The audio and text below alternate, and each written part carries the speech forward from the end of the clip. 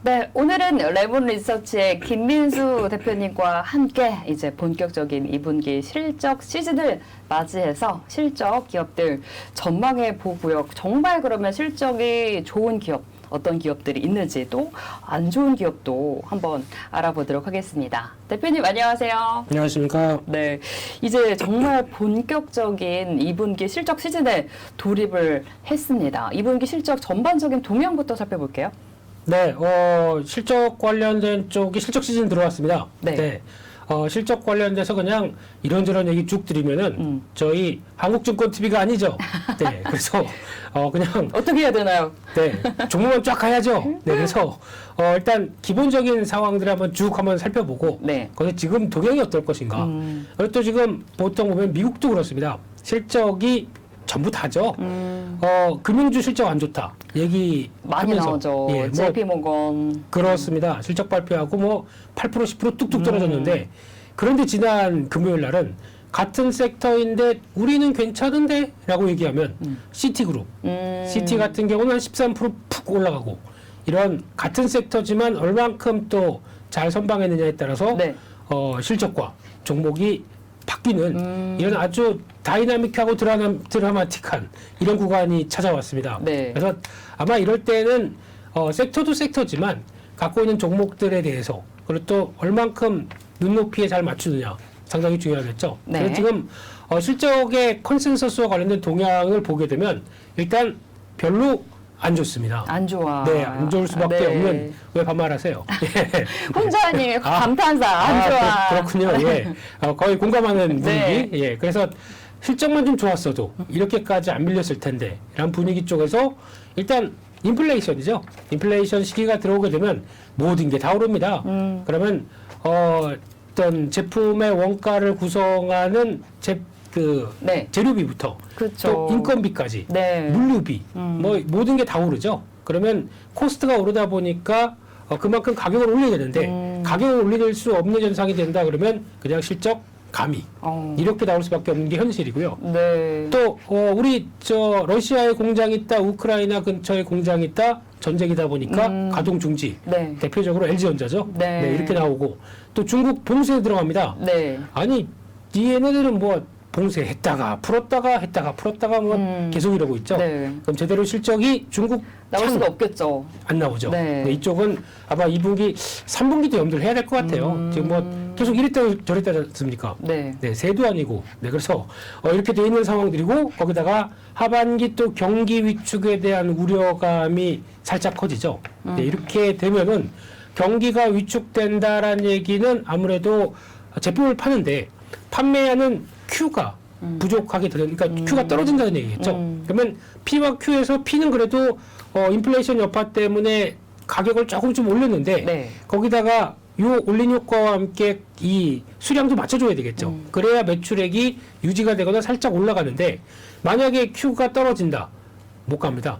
예, 실적이 매출 자체가 떨어지는 현상이 나올 거고 거기다가 앞서 말씀드렸던 코스트라는 부분들을 다 빼고 나니까 영업이익이 나오는 거죠. 네. 그 영업이익은 또 코스트가 올라가다 보니까 영업이익은 떨어지고 이런 현상들.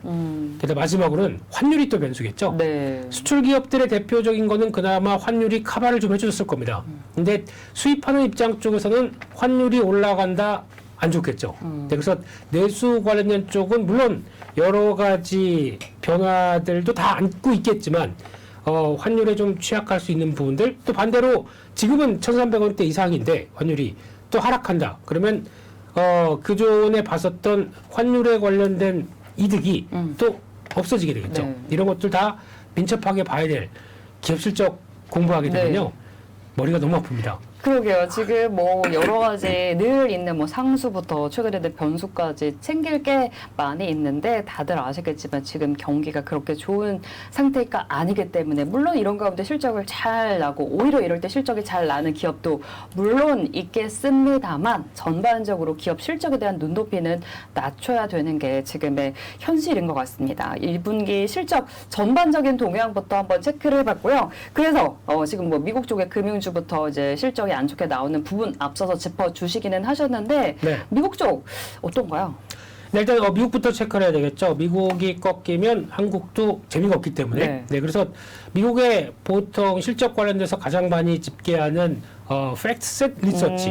네, 저희 경쟁사입니다. 네. 레몬 리서치 경쟁사죠. 팩트 리서치인가요? 아. 네, 항상 꿈은 높게. 네. 그래서 여기서 집계한 S&P 500 상장 기업의 2분기 실적 전망치를 보게 되면 일단은 하향 조정한 기업 수가 2019년도 이후 최다다. 2018년 19년도가 그때였었죠. 한참 어떤 트럼프 대통령이 무역 전쟁 막 벌이기 시작하면서 그때 나오기 시작한 실적이 그대로 반영됐던 대표적인 기간. 이때만큼이나 안 좋다라는 쪽이 지금 나오다 보니까 네. 눈높이는 썩 안 좋다. 이렇게 보는 게 맞을 것 같고요. 그런 쪽에서 또 2분기 영업이익 추정치를 보니까 한 4.3% 늘을 것이다라고 좀 추정을 하네요. 네. 늘네요. 네, 작년 동기 대비해서. 네, 그래서 이를 잘 살펴보니까 1분기도 그랬습니다. 1분기도 추정치가 한 4.6% 증가로 나오지 않겠느냐. 그런데 막상 보니까 실제는 5.9%로 증가했습니다. 네. 그래서 생각보다 잘 나왔네. 라는 네. 분위기 쪽에서 1분기는 대충 유야무야 넘어갔죠. 네. 근데 지금은 4.3% 증가할 걸로 보여지고 있는데 실제적으로 좋을 것이냐. 라는 쪽에서 아마 대표적인 인플레이션 타격이나 앞서 말씀드렸던 중국 봉쇄나 이런 여러 가지 흐름들이 다 감안을 하고도 이번에도 예상보다 좋을 것이냐 아직 잘 모르겠습니다. 네. 그래서 이 부분을 또 그림으로 한번 보게 되면요. 네. S&P 500 영어입니다. 죄송합니다. 네. S&P 500의 쿼럴리 그러니까 분기별이죠. 그 이익 성장치를 보게 되면 2020년도 그 역성장 당연히 여기는 역성장이죠. 코로나19 때문에. 때, 네. 그러다가 드라마틱하게 확 올라왔던 실적들이 지금 보면 주르륵 다 빠지고 있네요. 그래서 아쉽게도 2022년 2분기는 지난번만큼 안 될 것이다라는 관점 쪽에서 지금 바라보다 보니까 이거 잘못하게 되면은 역성장으로 들어가겠네요. 이런 부담감이 커지고 있는 초입 국면에 2분기의 실적 동향을 보여주고 있다라는 점이 살짝 아쉽다고 봐야 될 것 같고요. 네. 그러면 미국의 섹터별로 보겠습니다. 그래도 어느 섹터가 누가 잘하나 라는 쪽으로 봤을 때 네. 그래도 여전히 에너지 쪽에 대한 기대는 상당히 높죠. 네. 거의 증가율이 한 200% 가까이 증가할 정도로 상당히 기대감이 높고 그 다음에 산업재 그리고 메터리얼. 근데 이거는 이제 원자재 쪽이죠. 소재. 네. 그렇죠. 소재 원자재 쪽이다 보니까 이거는 실적은 좋게 발표해도 약간 피크아웃 느낌이 들죠. 왜냐하면 구리 같은 경우 지금 경기 부담감 때문에 지금 벌써 한 몇 개월 만에 꺾였죠. 최저가 나왔습니다. 네. 네, 그런 상황이 되다 보니까 이런 소재에 대한 부담감들 그대로 나오게 되면 잘 나와도 웃는 게 아니야. 라는 쪽의 실적이 될 수 있기 때문에 약간 좀 주의를 해야 되겠죠. 올라가면은 일단 뭐 팔아야 되는 이런 심정이 아닐까 싶고 또 하나 리얼 에스테이트 부동산이네요. 부동산 쪽도 호황을 맞았다. 근데 요 위쪽은 다 에너지까지 모두 다 2분기 좋았던 게 다음 3분기, 4분기까지 좋겠느냐. 워낙 유가를 비롯한 지표들에 따라서 움직일 수밖에 없는 현실이기 때문에 네. 조금 아쉽다고 봐야 될 것 같고요. 그 밖에 좀 선정한 걸 보게 되면 아마 이것도 거의 한국도 비슷할 겁니다. 근데 IT가 눈에 띄네요. IT, 헬스케어, 바이오 헬스케어 이쪽들, 네. IT 쪽은 지금 당장 2분기는 괜찮을 것이다. 하지만 하반기 어떻게 될지 모르는 게 IT 쪽일 거고. 네. 근데 헬스케어는 그나마 하반기에도 선방하지 않을까요? 라는 쪽에서 지금 바라보고 있는 입장이고요. 반대로 보게 되면 마지막으로 봤을 때 파이낸셜, 금융 쪽이죠. 그리고 또 커뮤니케이션 서비스, 그러니까 약간 쉽게 말씀드리면은 어떤 SNS부터 SNS 인터넷 쪽. 그렇죠. 플랫폼 기업들 네. 모두 다 여기 들어갈 거고요. 거기다가 또 소비재 기업들 이쪽들도 별로 안 좋을 것이다 라고 나오다 보니까 명암이 뚜렷한 게 현실이다. 이게 네. 인플레이션 시대에 나오는 기업들의 성적표 다음에도 그럴 것 같습니다. 인플레이션 관련된 쪽이 이어진다. 그러면 이 개념들 한번 이해를 하시고 시장에 맞게 대응하는 게 좋지 않겠느냐 이렇게 바라보고 있습니다. 네, 미국 쪽을 먼저 봤습니다. 업종별로 지금 표로 보시니까 좀 감이 오실 것 같아요. 2분기 실적이 어떨지 에너지와 진짜 파이낸셜이 굉장히 좀 극과 극인 그런 그림으로 확인을 해볼 수가 있었습니다. 뭐 금융주 실적 부진하다 이런 얘기는 계속 나오고 있고요. 또 네. 빅테크 기업도 우리 진짜 눈여겨봐야 되잖아요. 워낙에 뭐 직접 투자도 많이 하시지만 우리 시장과 관련성이 너무 크기 때문에. 네, 그렇죠. 그래서 아마 빅테크 기업 같은 경우도 일단 이번에 가장 큰 관건입니다. 금융주야 뭐 실적 안 좋은 것 의외로 예, 금리가 상승하는데 금융주가 안 좋다라는 얘기는 반대로 말씀드리게 되면은 금융주 같은 경우는 좀 적당한 게 좋습니다. 너무 강력하게. 잘 나와도 별로고. 그렇죠. 과격하게 금리를 올리게 되면 에휴. 금융주가 이를 못 따라가게 되죠. 네, 그래서 오히려 역효과가 난다라는 부분들이 이번에 확인이 됐고 대손충당금이 가장 큰 영향이죠. 특히 실적이 부진할 거를 실적에 대해서 약간 쉽게 말씀드리면 앞으로 부진할 거를 대비를 해서 미리 손해를 대비한 그러니까 대손이 그거죠. 손해를 대비해서 대비. 네. 충당 쌓아놓는다라는 입장이다 보니까 이게 영향을 끼쳐서 실적이 부진하다. 물론 나중에 그만큼의 부진한 게 없다. 그러면 환입이 들어옵니다. 그래서 실적을 다시 끌어올릴 수는 있는데 그거는 그때 가봐야 되죠. 네. 그만큼 지금 떨고 있다는 쪽이 금융주인데 이제 빅테크입니다. 이쪽에 대해서는 지금 우려와 기대감이 공존하고 있습니다. 대표적으로 우려가 큰 쪽 보게 되면 테슬라. 아, 그쵸. 요즘에 진짜 얘기가 많죠. 네, 얘기 많고 애플 같은 경우도 왜 두 가지 기업이 대표적이냐고 하게 되면 딱 거기 때문에 그렇죠. 중국의 판매량 당연히 지금 물론 이제 전기차 쪽에 보조금 다시 주기 시작하면서 지금 판매는 폭발적으로 들어갑니다. 보통 지금 지난달 같은 경우 기준으로 140%가 늘었어요. 전기차 판매량이. 근데 대부분 어떤 이런 고가의 차량들 말고 중국에서 도시에 있는 사람이 도시에서 왔다 갔다 움직이려고 하게 되면 약간 차들이 좀 작습니다. 작고 거기에 배터리 달아봐야 얼마나 오래가는 배터리겠습니까? 네, 작으니까. 에너자이저 이런 거 아니에요. 네. 네, 그냥 충전해서 뭐 100km, 200km, 100km 오토바이 아닌가요? 그냥 뭐 시내 주행용으로 쓸 수 있게. 그렇죠. 한 두 사람 타고 뒤에 짐 넣는 공간 정도. 뭐 이런 것도 다 지금 전기차로 쳐주다 보니까 이런 게 폭발적으로 성장하지 어떤 주행거리 길고 고가의 차량은 아마 보조금 기준에서 훨씬 벗어날 겁니다. 그런데도 잘 팔았느냐? 아직 모르겠습니다. 이거는 봉쇄 영향을 좀 받는다라는 쪽에서 애플도 마찬가지겠고요. 하지만 이게 이런 회사, 중국 기반을 두고 매출의 근거를 삼았던 회사들은 2분기는 안 좋았는데 3분기는 바로 회복된다. 그러면 또 바뀔 수가 있어요. 그렇기 때문에 이런 현상이 찾아올지도 한 번쯤은 지켜봐야 되겠지만 해석이 네. 안 좋은 걸 그대로 안 좋게 해석하면서 주가가 밀리는지 아니면 안 좋지만 일시적일 거야 라고 회복에 초점을 맞추는지 이것도 시장 분위기상 되게 중요한 상황이라고 봐야 될 것 같고요. 네. 그 밖에- 테슬라, 애플 실적 안 좋을 거고. 네, 또 해포. 네. 네. 그리고 그리고 또 메타. 네, 메타, 페북. 네. 페이스북 메타죠. 이쪽도 그동안 메타버스로 변화하다 보니까 계속 지금 실적이 나오는 것보단 투자하는 게 더 많죠. 그런 쪽에서 아직 기대감이 없다라는 쪽이고 또 아마존. 네. 아마존. 네. 아마존? 네. 네. 이름이 존이죠. 아우. 네. 그래서 아마존 같은 경우도 지금 기준으로 봤을 때는 실적 동향이 아무래도 소비 심리가 위축되면서 나오는 여러 가지 여파 생각보다 그렇게 썩 좋지는 못하겠죠. 네, 이런 쪽인데 그래도 선전할 것이다 라고 바라보는 쪽이 마이크로소프트 구글입니다. 네. 이 회사의 강력한 또 하나의 기반은 쉽게 말씀드리면 클라우딩 서비스 아. 같은 경우. 그러니까 지금 클라우딩은 약간 포화 상태라고 하더라고요. 그래서 지금 투자를 더해서 계속 늘려줘야 솔직히 요즘에 많이 쓰시죠? 클라우딩 서비스. 많이 쓰죠. 네, 저 보통 두 가지로 많이 나뉘는 것 같은데 구글 쓰냐 그러니까 미국에서는 네, 우리나라도 구글 드라이브 이거 많이 쓰죠. 구글 많이 쓰죠, 요즘. 네, 그래서 네이버 쓰긴 클라우드 쓰는데, 네. 예, 구글 훨씬 많이 쓰는 것 같아요. 이걸 더 많이 쓰죠. 네. 예, 근데 저는 네.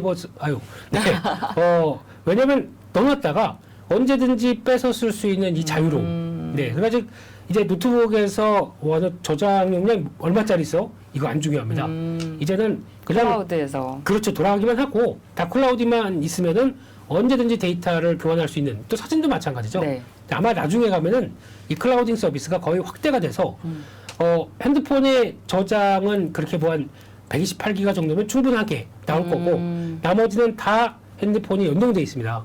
또 게임 뭐 예전에 지금 다 다운받아서 거기서 게임을 했었죠. 네. 이럴 필요가 없습니다. 이제 다 클라우딩해서 거기 연결돼서 내가 했던 게임들 다 저장돼 있고 그렇게 연동되기 시작하게 되면 아마 모든 데이터들이 다 그렇게 바뀌는 쪽으로 나간다라고 네. 하게 되면 아마 어마어마한 또 데이터 양과 이걸 처리를 해야 되겠죠.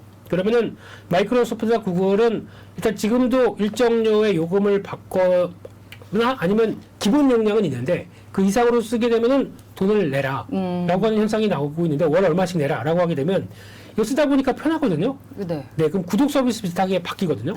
유료로 전환 그렇죠. 되나요? 네. 그러면 보통 이제 1테라바이트 정도 쓰겠다라고 하게 되면 월 한 9,900원 이런 식으로 받는다라고 하게 되면 앞으로 수익 모델은 상당히 커질 수가 있겠죠. 네. 그러면 또 반대로 또 데이터 서버 이거 다 증설해야 됩니다. 계속 늘려주는 작업들이 나와야 되겠죠.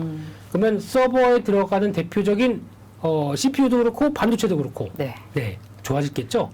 어떻게 하다가 반도체 쪽까지 나가는데. 네, 이제 빅테크 기업에 우리가 이제 2분기 실적 시즌을 맞이해서 주목해야 될 부분을 체크를 해보고 있었습니다. 네. 체크 끝났나요? 네, 딴소리가 더 많았습니다. 네, 어차피 기업을 분석하는 입장이다 보니까 자세하게 앞으로의 네. 변화 요인들 체크하는 것도 중요하겠죠. 네. 그러면 이제 포인트로 진짜 넘어가 볼 텐데 네. 2분기 실적 동향 전반적인 글로벌 체크해봤고 미국 쪽의 분위기도 동향도 체크를 해봤고 이제 우리나라 기업들 우리가 직접 이제 투자하는 기업들 어떤 지금 실적 상황인지 또 실적이 좋은 기업도 함께 찾아보도록 하겠습니다. 관심 종목도 뒤에 준비가 돼 있고요.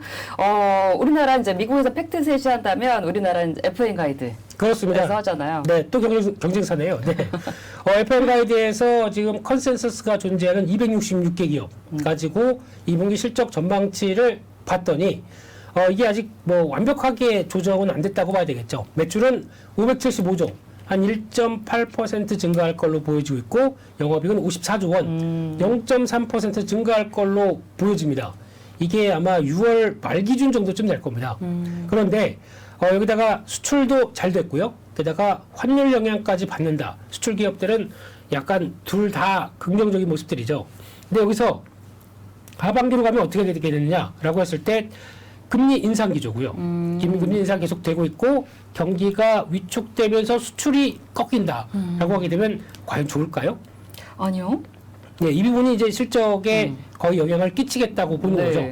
그래서 2분기가 실적이 좋아도 아마 하반기에 대한 우려감들이 좀 커지는 게 이런 현상이 아닐까 생각되고 있고요. 그런 쪽에서 올해 연간 실적 기준을 보게 되면 마찬가지로 컨센서스 추정이 한 3개 이상 되는 233개. 아까보다는 조금 줄었네요. 네, 이쪽에 대해서 영업이익을 찾아봤더니 하향 추세입니다. 네. 아무래도 하반기에 대한 부담감이 크겠죠. 그림으로 한번 볼까요? 지금 그림으로 한번 확인하게 되면은 지금 분기별 실적입니다. 그래도 대한민국 기업 잘했습니다. 이런 정도라고 하게 되면 매출이 2021년 2분기 그러니까 지금 1년 동안의 동향들을 거의 이제 찾아보고 있는 상황이게 되면은 작년은 물론 코로나 여파를 회복하면서 나오는 현상이기 때문에 아마 3분기부터가 진짜다라는 얘기도 나오고 있는데 그럼에도 불구하고 매출 자체는 꾸준히 늘어나는 모습들이 확인됐죠. 2분기까지는요. 네. 그리고 또 아마 그 다음에 54조 원대로 그러니까 약간 최근 근래 들어서는 가장 높은 수치인데 중요한 건 이 정도 규모가 시장이 바라보는 거는 여기가 한계가 아니겠느냐. 2분기가 가장 좋은 부분들은 거의 끝물 이렇게 해석을 하면서 하반기는 그러면 우리는 수출과 나머지 매크로 지표들도 체크하는 게 중요하겠다는 쪽으로 유보되고 있죠. 수출이 잘 되려면은 나머지 상대 국가들 쪽에서 경기가 괜찮아야 되겠죠. 경기가 위축 얘기, 뭐 리세션 얘기 나옵니다. 좋을 리가 없겠다라는 분위기. 네. 네, 이게 지금 확인이 되다 보니까 나오는 변화라고 봐야 될 것 같고요. 그러면 코스피 영업이익 전망치가 올해 지금 총 코스피에 들어간 기업들의 영업이익 한 251조 얘기를 했다가 지금은 계속 낮아집니다. 한 달 만에 좀 줄었네요. 딱 6월 달 들어오면서부터 급격하게 흔들리더라고요. 네. 네, 그래서 올해 전망은 한 250조가 안 될 것이다. 라는 쪽으로 기울여 보세요. 거의 뭐 전망치 추정하는 게 거의 뭐 시장도 하락하다 보니까 이거 이대로 주가나 실적 그냥 둬도 되겠어? 안 되겠어. 좀 꺾어.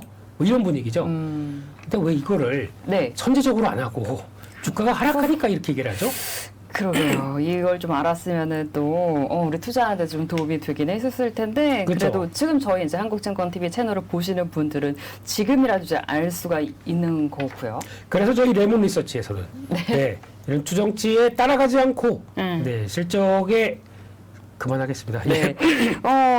이제 실적이 전망치가 꺾였어요. 불과 이제 한 달 만에 네. 이제 251조였다가 249조로 좀 그것도 꺾이는 것도 좀 급하게 좀 꺾이는 모습이 보여집니다. 네. 뭐 원인은 지금 또 여러 가지로 짚어주셨고요. 네. 그래서 지금 실적 관련된 쪽에서 아무래도 이렇게 전망치가 낮아지다 보니까 아무래도 부담감은 있는데 그래서 보다 보니까 한 달 전 대비해서 하향 조정된 기업이 233개 중에서 94개 거의 절반이네요. 거의 반. 네. 섹터별로 보게 되면 가장 안 좋을 거라고 보는 게 디스플레이 또 관련 부품. 이쪽은 아무래도 저희가 이제 지난 코로나 기간 동안에 많이 샀었던 가전 쪽과 연결을 시킬 수 있겠죠. 네. TV, 노트북, 태블릿 이런 것들 많이 샀다. 코로나 시대 엄청 많이 팔렸죠. 네. 그리고 지금은 정책이다. 게다가 인플레이션 시대에 돈이 없는데 이거 또 한 2년 만에 또 TV 바꾸겠느냐 이런 거죠. 아니죠. 아니죠. 네. 그 쪽과 함께 또 여기 들어가는 것 중에 하나가 스마트폰에 들어가는 화면. 그러니까 디스플레이 이쪽. 이쪽도 중국의 스마트폰 판매량 보게 되면 확 꺾였죠. 이런 것도 영향을 받는다는 쪽에서 가장 뭐 7% 이상 영업이익이 줄을 것이라고 바라보고 있고, 그 밖에 소프트웨어 이쪽도 약간 빅테크 기업들이 좀 많죠. 예, 이런 쪽에서 국내에서도 아무래도 영향을 받는다. 왜냐하면 이쪽은 또 그동안 좀 뭐 메타버스나 이 관련된 쪽이 또 영향을 끼치다 보니까 게임 쪽도 여기 들어가겠죠. 이런 쪽에서도 영향을 끼친다는 부분들. 마찬가지로 휴대폰 부품, 온라인 쇼핑. 온라인 쇼핑은 앵커님 보면은 이상이 없는 것 같은데요. 온라인 쇼핑이요? 계속 그래도 저 쿠땡 매니아입니다. VVIP. 네. 네. 그러니까 요즘 보게 되면은 온라인 쇼핑을 저희가 코로나 기간 동안에 이제 다들 입문하셨던 분 매번 그래도 가서 마트 가서 카트 끌면서 담는 즐거움이 이게 직접 보면서 담는 거랑 또 온라인에서 뭐 보면서 담는 거랑 차이가 있잖아요.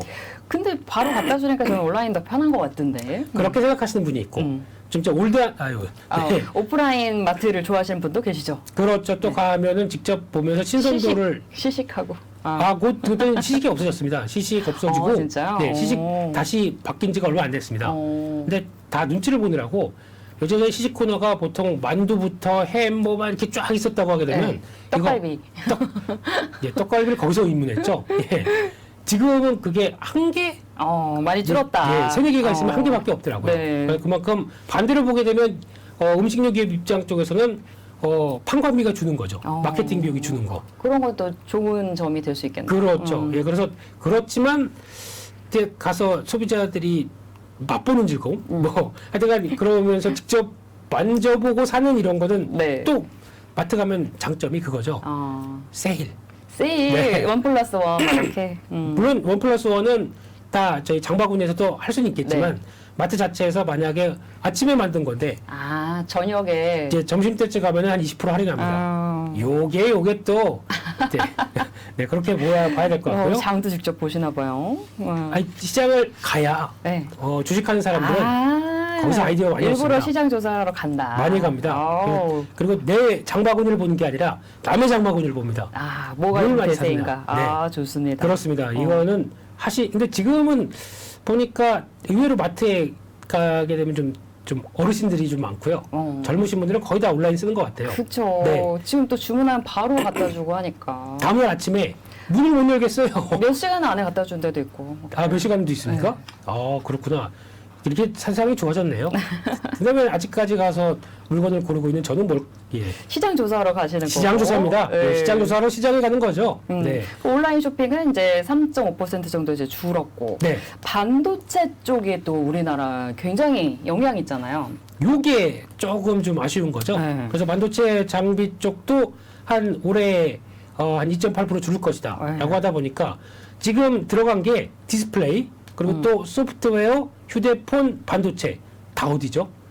IT. IT입니다. 네, IT 쪽이 취약하다. 하반기에 좀 안 좋을 것이다. 라고 바라보는데 그나마 선방하는 게 반도체 쪽이네요. 그래서 아마 이와 관련돼서 IT 쪽에 대한 부담감들은 안고 있다. 하지만 주가는 미리 많이 빠졌다. 이렇게 되면은 안 좋다고 하더라도 이미 이렇게 많이 하락했는데 그러면서 이제 오히려 안 좋은 실적을 불확실성 해소로 나올 수 있는. 빠질 건 다 빠졌고. 그렇죠. 요즘 보면은 이 디스플레이 이렇게 안 좋다고 하는데 종목 하나 볼까요? 어떤 종목인가요? LG 디스플레이를 본다고 하더라도 지금 보세요. 실적 전망치가 안 좋다고 하더라도 주가는 지금 버팁니다.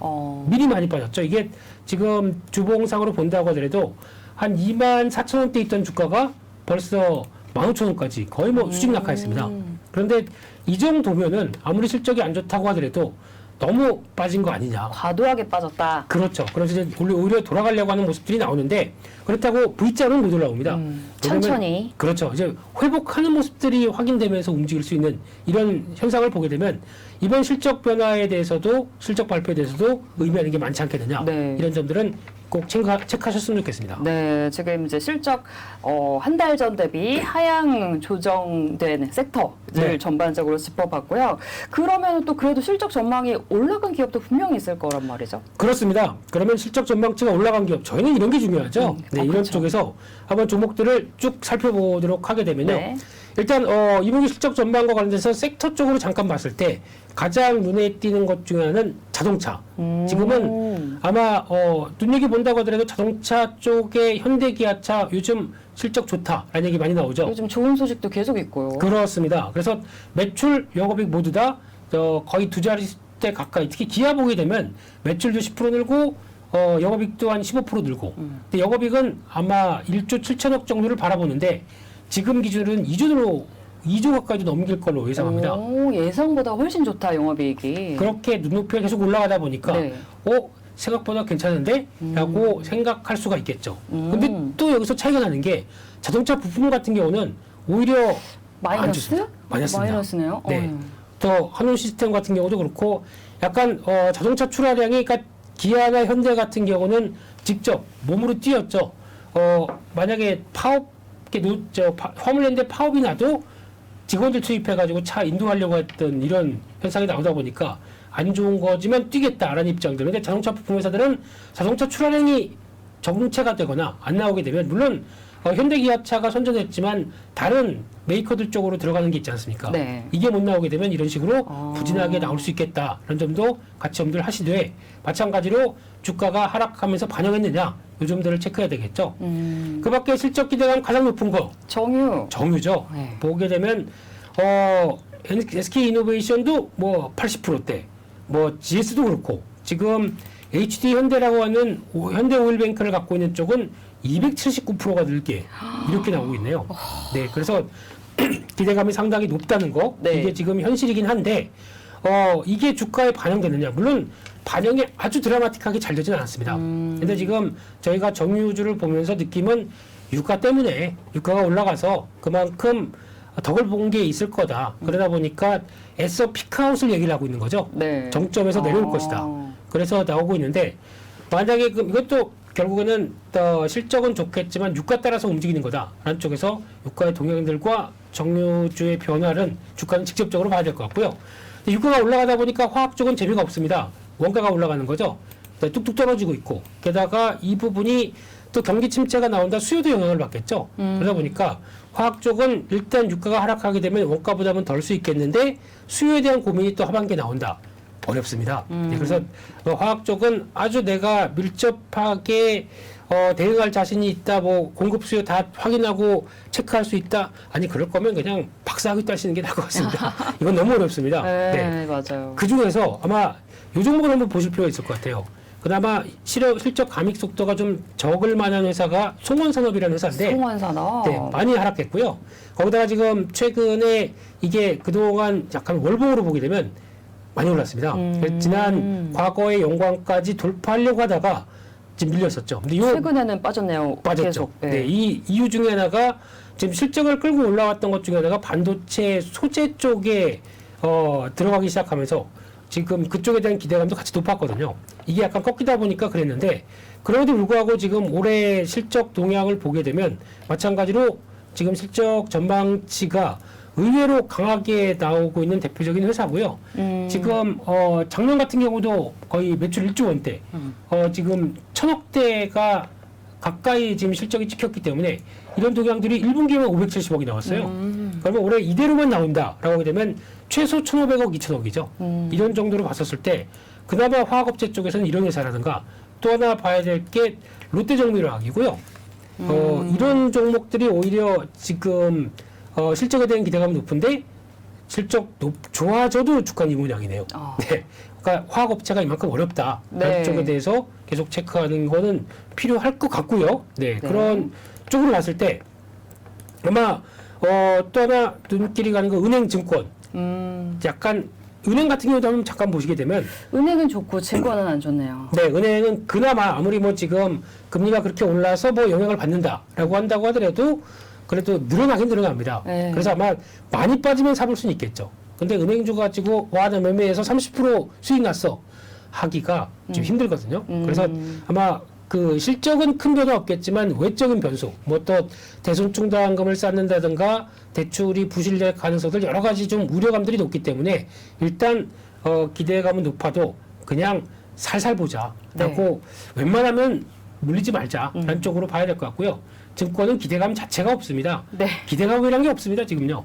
지금 대부분 다 20, 30%대 하락할 걸로 보여지고 있고. 네. 왜냐면 이거는 워낙 좋았거든요. 그 사이에 2021년 작년도 이맘쯤 그래도 좋았죠. 7월 달이면 지수가 3,000대 이상에서 놀았습니다. 아니 1년 만에 어떻게 주가가 지금 2,300. 네. 1년 만에 어떻게 네, 짜증이 좀 확 나네요. 네. 그러면서 브로커리지 확 죽었겠죠. 네. 게다가 그렇죠. 또 더 중요한 거는 채권 관련된 평가손들. 네. 금리가 급하게 오르다 보니까 채권 가격이 하락합니다. 채권 가격이 하락하게 되면 그동안에 이걸 맞춰서 저희가 보통 그 채권의 보유분을 좀 조정을 해주거든요. 근데 이거를 조정하는데 실패했습니다. 네. 왜냐면 너무 빨리 움직이다 보니까. 그래서 아마 뭐 많게는 1,000억대 손실난 대형사도 있다라고 얘기를 하고 있거든요. 이게 반영되게 되면 좀 어렵겠죠. 그래서 증권도 어렵다. 그런데 이런 상황 쪽에서 자산 가치도 부각이 될 수 있기 때문에 많이 빠지게 되면 또 매매 기회는 나오는. 그러니까 지금 같은 경우도 오히려 주가가 만약에 반등한다, 많이 빠졌다가 반등한다. 그런 쪽에서 약간 자율적인 매수는 들어올 수는 있습니다. 네. 네, 그렇기 때문에 그 정도라면 봐야 되지 실적에 대한 자신감은 없다라고 봐야 될 것 같고요. 그러면 컨센서스 증가폭이 큰 종목이 뭐냐 딱 보게 되면은 일단 1등 SK이노베이션, S-오일 다 정유입니다. 네, 정유를 가지고 한번 볼까요? 지금 대표적인 거 S-오일, 구도오일 쓰시죠? 네. S-오일 좋죠. 네, S-오일 쓰시나 보죠? 제가 제일 좋아하는 주유소예요. 아, 그러세요? 와, 집 앞에 있구나. 아니요. 네. 써보니 그냥 지금 느낌상 제일 좋은 것 같다. 아, 내 차가 잘 먹는 기름? 직영 주유소에서 넣는 게 편하다. 네, S-오일. 그냥 기름이 네. 좋다. 이거 구도오일. 자동 이게 오래 타는 것 같다. 예, 뭐 하여튼간 느낌이죠. 네. 예.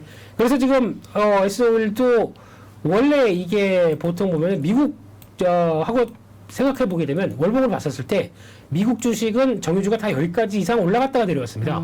근데 지금 저희는 가보지도 못하고 참 이런 거 보면은 얼만큼 우리나라의 피크아웃이 무서운지 생각이 듭니다. 네. 정고점도 못 가보고 지금 이때보다 실적 훨씬 좋게 나오거든요.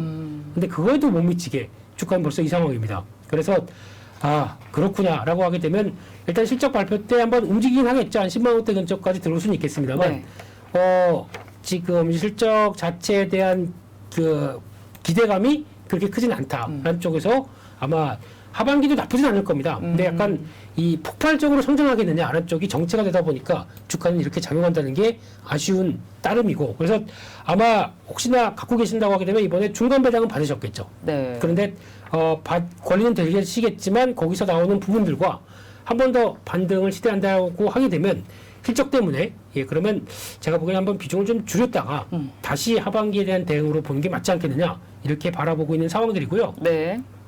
그 밖에 대한항공 실적이 계속 올라가는 쪽으로 나오는데 대한항공의 아쉬운 거는 이쪽도 화물 운송 운임이죠. 이쪽도 한때 코로나 때는 해상 운임이 급등하다 보니까 같이 대체적인 입장 쪽에서 화물 운임도 올라갔는데 이제 화물 쪽에 해상 운임이 빠지기 시작합니다. 항공 운임도 네. 빠지겠죠. 이런 현상이 나오다 보니까 기대감이 더 커지진 않는다라는 쪽으로 보셨으면 좋겠고요. 그 밖에 오리온 요즘 초코파이는 거의 이제 비상식량이 됐습니다. 러시아에서 지정을 해버렸죠. 진짜로요? 초코파이 약간 저희가 전투 식량처럼 네, 지정을 해버렸습니다. 그러니까 이게 전투 식량이면 또 초코파이 한 박스는 먹어야. 네. 아니, 칼로리가 높으니까. 네. 예, 그렇죠. 초콜릿이고 그러다 보니까요. 마시멜로우. 예. 예, 이게 마시멜로우예요? 네. 아, 뭔지도 먹고 먹으라 싶어. 네, 그렇습니다. 그래서 이렇게 되면은 오리온도 실적 기대감 높고요. 네. 특히 이 수페타시스 이 회사는 쉽게 말씀드리면 PCB 쪽인데 아마 지금 2분기 쪽이 괜찮다고 하더라도 3분기에 어떻게 되겠느냐 이거는 좀 자신감이 좀 떨어지는 것 같습니다. 그래서 지금 기준으로 보게 되면은 많이 밀렸다가 이제 돌아가긴 시작하네요. 워낙 기판 관련된 쪽이 좀 이번에 많이 밀렸기 때문에 그에 따른 변화를 좀 기대를 하는데 박스권의 매물은 상당히 많죠. 그래서 이 부분을 지금 기준으로 보게 되면 작년 대비해서 2배 실적이 나올 것 같습니다. 그래서 기대감 높은 분들이 그대로 이어질 것이냐 이것도 체크해야 될 것 같고요. 그 밖에 또 눈길이 가는 게 대덕전자. 이거는 좀 억울해요. 왜요? 지금 아무래도 투자를 많이 한다 그러면서 대덕전자에 대한 기대감을 많이 올렸다가 지금 또 IT 수요가 낮아지게 되면 투자한 거가 그만큼 수주를 받겠느냐 이런 쪽에 위축이 또 들어오는데 그럼에도 불구하고 막상 2분기는 실적 나쁘지 않을 거거든요. 그래서 이 정도 된다라고 하게 되면 역시나 2분기 때는 한번 움직일 것이다라는 쪽에서 한번 볼까요? 대덕전자 같은 경우도 네, 지금 오늘 강하네요. 지금 녹화일 기준 7월 18일인데 네. 네. 돌립니다. 네. 3.9% 올랐네요. 예. 가즈아. 네. 바닥 찍은 건가요? 바닥은 찍었죠, 이미. 이미 찍었고. 네, 이미 찍었고 이제 회복으로 들어가는. 그래서 마찬가지로 지금 이쪽 관련된 쪽에서 뭐 심텍 이런 것들이 더 타격이 컸죠. 이제 막 돌아가기 시작합니다. 좀 이런 부분들 또 코리아 서키트 이쪽도 FCBGA 이쪽에서 분위기 계속 낙폭 컸다가 이게 더 컸네요. 근데 이거는 코리아 서키트는 단점 중에 특징적인 게 약간 통신 관련된 쪽이 기판으로 많이 들어가죠. 그러다 보니까 지금 스마트폰 쪽이 위축이 됐는데 이쪽에 대해서 실적에 대한 부담감이 높다는 것에 대한 반증이다. 이렇게 해석을 할 수 있을 것 같고요. 그리고 그 밖에 또 종목을 보게 되면은 하나솔루션, 신세계 인터내셔널 그리고 흠슬라. 네, 흠슬라는 요거는 아마 피크아웃일 가능성이 높은 게 운임 앞서 말씀드렸듯이 떨어진다고 말씀드렸지 않습니까? 그러니까 지금 2분기는 돼도 3, 4분기는 아직 모르겠다. 이런 분위기가 지금 나오고 있다. 이렇게 정리하겠습니다. 네, 한 달 전 대비 2분기 영업이익 컨센서스 증가폭이 큰 종목들 쭉 훑어봐 주시면서 지금 앞으로의 피크 아웃인지 그 부분까지도 좀 짚어봤습니다. 네. 그런데 2분기 실적 전망치가 오히려 또 하향된 기업도 있습니다. 물론 많아요. 그 중에 좀 포인트로 짚어서 우리가 꼭 알아둬야 될 기업 어떤 게 있을까요? 네, 지금 내용들을 종목들이 쭉 나올 텐데 LG전자, 현대모비스, 포스코홀딩스, 삼성바이오, NHN, W게임즈, 아모레퍼시픽, 호텔신라, 이마트 이런 종목들인데 딱 보셔도 아시겠지만 일단 포스코 같은 경우는 철강 가격 자체가 이제 하락하다 보니까 그에 따른 부담감 또 이제 화장품, 면세점, 게임 이런 쪽입니다. 당연히 쉽게 말씀드리면은 인플레이션 시대에 제대로 적응하기가 좀 힘든 종목들이겠죠. 거기다가 아직 코로나 여파가 끝나지도 않다 보니까 이에 따라서 위축되는 부분들 그대로 반영한다라고 하게 되면 기대감이 낮을 수밖에 없는 부분들 또 하나 롯데케미칼 이런 것도 들어와 있네요. 그렇다는 얘기는 화학 쪽이 앞서 말씀드렸듯이 예상보다 잘 컨트롤을 못할 수밖에 없는 이런 기조 이런 게 있다라고 보시면서 안 좋은 거 말씀드리려니까 좀 빨리 가네요. 네, 이거는 확인을 하자 이런 입장으로 말씀드리겠습니다. 네, 확인할 종목들 실적 전망치가 하향된 기업까지도 얘기를 해주셨습니다. 그러면 지금도 실적 그리고 현재 주가도 체크를 해봤는데 이게 실적 대비 싸 보이는 기업이 물론 있습니다. 그럼 네. 그런 기업들에 어떻게 접근을 해야 될까요? 지금 또 막 담을 그런 상황은 아니니까. 그렇습니다. 주가가 하락하다 보니까 이제 막 싸 보여요. 와 옛날에 이거 10,000원이었는데 지금 6,000원이네 라고 볼 수 있는데 그럴 때 이제 실적으로 접근한다라고 하게 되면 이번 실적 발표를 통해서 이거 실적 PR 5배야 라고 생각하실지 몰라도 PR 5배가 아니라 자세히 보게 되면은 만약에 실적이 하락한다 그러면 예전에 100억 정도 이익을 냈는데 지금 50억으로 내려간다 그러면 이게 지금 PR 5배가 아니라 반대로는 10배로 올라가는 겁니다. 네. 그런 쪽에서 그러면 실적이 안 좋게 되면 밸류가 싸다고 볼 수 힘든 거겠죠. 그렇죠. 네, 그렇기 때문에 이런 실적의 동향들이 밸류를 또 좌지우지한다라는 쪽도 체크를 하시면서 보셨으면 좋겠고요.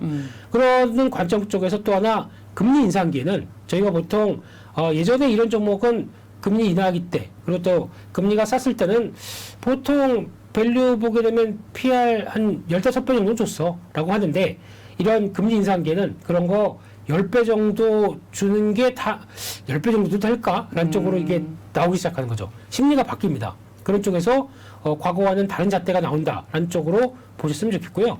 그리고 가장 중요한 것은 싼 데는 다 이유가 있습니다. 쉽게 말씀드리면 와 이렇게 저평가네?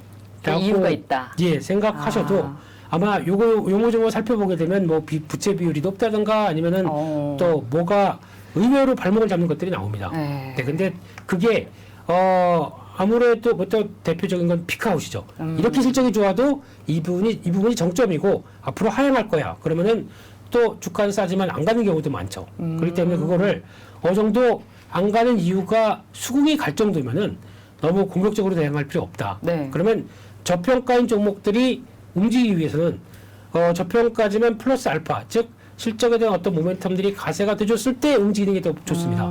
즉 빠릅니다. 네. 그러면 그것까지 확인하자라고 네. 하게 되면 아직은 저평가만 가지고 대응하기는 힘들겠죠. 네. 네. 지금 뭐 시장이 초기 때 계속 좀 안 좋았고 주가도 하락을 많이 했기 때문에 그동안 내 관심 종목이었던 거 사고 싶었던 종목들 딱 봤을 때 가격대가 굉장히 좀 싸 보이는 내가 생각한 가격대 훨씬 아래에 있는 종목들이 굉장히 많이 있을 겁니다. 하지만 싼 데는 다 이유가 있다고 얘기를 주셨어요. 그러니까 싸다고 막 들어갈 때는 확실히 아닌 것 같고 선별적으로 접근을 해야 되는데 그럼 좀 싸 보이고 실적도 좋고 우리가 그럼 관심 갖고 들어가 볼 만한 관심 종목에 체크라도 해 놓을 만한 종목들 어떤 게 있을까요? 네, 이럴 때는 좀 시장 상황과 같이 비교를 하면서 대형주가 좋겠다라는 입장 쪽에서 대형주 쪽의 종목들로 한 두 종목을 살펴봤는데요. 네. 첫 번째 아까 잠깐 말씀드렸던 기아입니다. 요즘 자동차주 얘기가 엄청 많이 나오네요. 그렇습니다. 그래서 실적에 대한 기대감이 점점 올라가고 있는 대표적인 종목이다 보니까 좀 덜 빠졌고 네. 거기다 시장 과정과 함께 움직이려고는 하는데 덜 빠졌다는 이 흐름 때문에 아마 주가가 탄력적으로 못 가고 정체라고 봐야 되겠죠. 네. 실적 발표된다? 그럼 일단은 아마 반응이 나올 수 있겠다. 한쪽으로 바라보는데 하나 중요한 거는 이 회사는 이제 상반기까지는 선전했는데 하반기는 여전히 차를 잘 팔 수 있겠느냐. 이거는 이제 글로벌 메이커들 출하량이 쭉 나오기 시작하면서 이제 다른 회사들이 잘할 텐데 그럼 그거 대비해서도 이럴 때도 나는 현대기아차 사야지 라고 할까 아니면 다른 브랜드 쪽으로 좀 더 이런 차 이제 예약 걸어놨더니 이제 나오네 금방 나오네 그러면 다른 차에 대한 기대감이 더 높겠죠. 네. 이런 것도 생각을 해보시면서 아마 하반기에는 실적이 좀 꺾일 수도 있겠다. 이런 것도 염두를 하면서 보셨으면 좋겠고요. 네. 그리고 또 하나 눈여겨볼 실적 나오면 좋게 나와서 주가가 쭉 움직이면 따라가는 것보단 일단은 잘 미리 샀다가 파는 전략 쪽으로 가는 게 좋겠다. 이렇게 바라보고 있고요. 두 번째는 삼성전기입니다. 이 회사가 오랜만에 지난주 금요일 날 급등하면서 움직였었죠. 근데 지금 동향을 보게 되면 단기적으로는 지금 14만 2천 원대가 저항입니다. 네. 또 알파에서 안착해야 빠르겠죠. 근데 지금 MLCC라고 하는 섹터는 그 관련된 부분은 자동차 출하량이 개선되면서 기대감이 살짝 올라가고 있고요. 게다가 또 지금 FCBGA 쪽은 증설을 또 LG노텍과 비슷하게 한다고 하죠. 네. 그러면서 벌써 성과를 냈었던 게 테슬라, 애플 쪽으로 들어가겠다라는 입장이 나오다 보니까 이 반도체 기판용 쪽에서도 뭔가 성과를 내고 있다라는 쪽에서 기대감이 높은데 아마 지금 한 단계 레벨업 되다 보니까 지금은 약간 물량을 받고도 어느 정도 좀 소화를 하는 움직임이 나오느냐 네. 라는 부분들이 중요하기 때문에 네. 가장 좋은 거는 지금 13만 7천 원 정도가 제일 좋을 것 같고요. 이 정도쯤 눌림목 들어온다라고 하게 되면 지지하는 흐름들을 보시면서 매수하셨다가 다음 자리를 계속 보는 게 좋겠다라고 말씀드리겠습니다. 네, 이분기 실적 시즌에 관심을 가져볼 만한 종목 대형주 중에 두 종목 기아 그리고 삼성전기 말씀을 주셨습니다. 삼성전기는 지금 뭐 13만 7천 원에 들어가서 한 좀 짧게 보는 거죠, 이 종목도? 그렇습니다. 예. 얼마까지? 지금 만약에 목표를 네. 본다라고 하게 되면 삼성전기의 동향은 일단 갈 때까지가 예. 네. 그랬으면 좋겠지만 아마 걸리는 자리를 보게 되면 한 주봉상에서 15만 5천 원대 정도가 일단 걸립니다.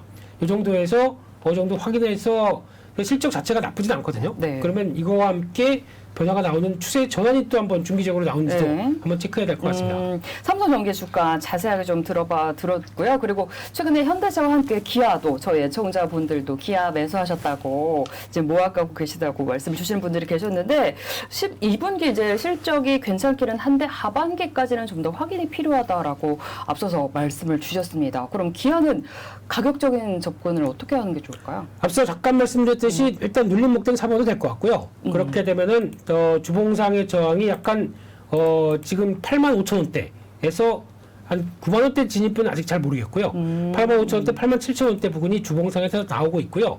마찬가지로 지난 고점대와 연결시키는 가격대 똑같죠. 85,000원대 정도다라고 보시면서 그 이상으로 들어간다. 그러면 팔고 다시 보는 것도 네. 다시 자리 보는 것도 괜찮겠다. 이렇게 말씀드리겠습니다. 네, 대형주도 지금 쭉 길게 끌고 나갈 때가 아닌 것 같습니다. 이제 수익 나면 저희 챙기면서 가는 전략 계속 말씀드리도록 할게요. 네, 레몬 리서치의 김민수 대표님과 함께 했고요. 다음 주에 또 더 좋은 내용 가지고 찾아오도록 하겠습니다. 네, 함께 인사드릴게요. 시청해주신 여러분 감사합니다.